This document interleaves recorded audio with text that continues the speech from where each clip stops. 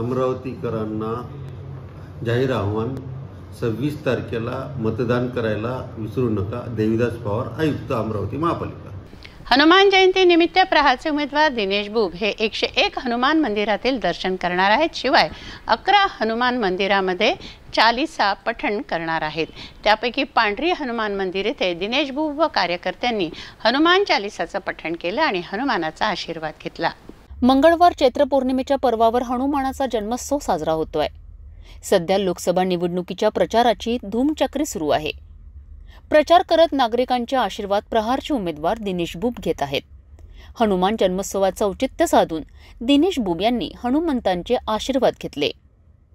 पांढरी हनुमान मंदिर येथे दिनेश बुब व कार्यकर्त्यांनी हनुमान चालीसाचं पठण केलं आणि हनुमानांचा आशीर्वाद घेतला।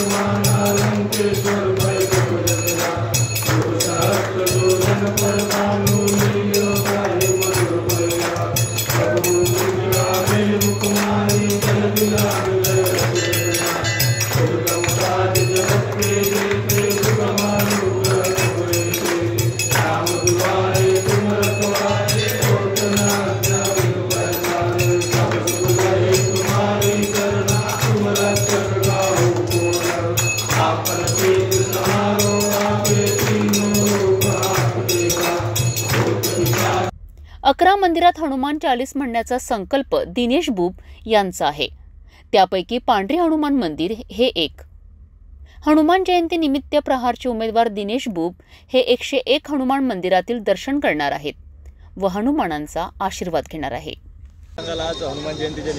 हनुमान जयंती शक्तीचा देवता आहे आणि जी की निगेटिव्ह एनर्जी असते, नकारात्मक शक्ती, त्याच्यासाठी हनुमंताची आराधना खूप आवश्यक असते।